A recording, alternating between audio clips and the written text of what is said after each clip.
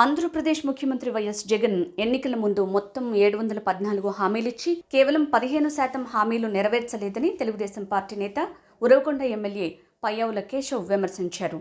పాదయాత్ర చేసి ఎన్నికల ముందు అరచేయిలో స్వర్గం చూపించి అధికారంలోకి వచ్చాక ప్రజల నెత్తిన శటగూపం పెట్టాడని మండిపడ్డారు. నవరత్నాలని అందరినీ మభ్యపెట్టి కేవలం పప్పులు బెల్లాలు పంచిపెట్టిన చందంగా 600కు పైగా హామీలను కరివేపాకు చందంగా పక్కన పడేశారని దుయ్యబట్టారు. పాదయాత్ర చేస్తున్నప్పుడు చెప్పిన అబద్ధాలకు, ఎన్నికల ముందు మభ్యపెట్టే విధంగా ఇచ్చిన హామీలకు జగన్ ఏం సమాధానం చెప్తారని ప్రశ్నించారు. అనంతపురంలో అంగన్వాడీ మహిళలు చేస్తున్న ఆందోళన శిబిరానికి పయ్యావుల కేశవ్ హాజరై సంఘీభావం తెలిపారు. అంగన్వాడీలకు తెలుగుదేశం పార్టీ అండగా నిలుస్తుందని భరోసా ఇచ్చారు.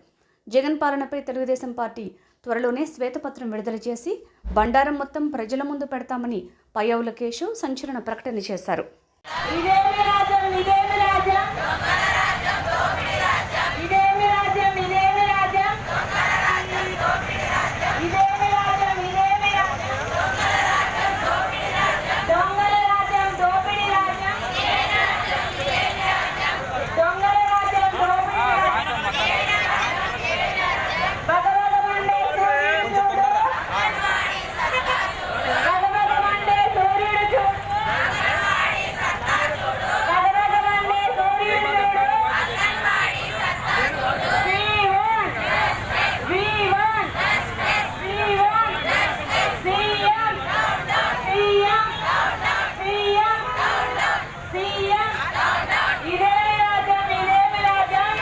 రాష్ట్ర ప్రభుత్వ దుర్మార్గ విధానాల పట్ల నిరసన తెలుపుతున్నటువంటి అంగన్వాడీ వర్కర్ల శిబిరాన్ని ఈరోజు తెలుగుదేశం పార్టీ తరఫున మద్దతు పలకడం జరిగింది.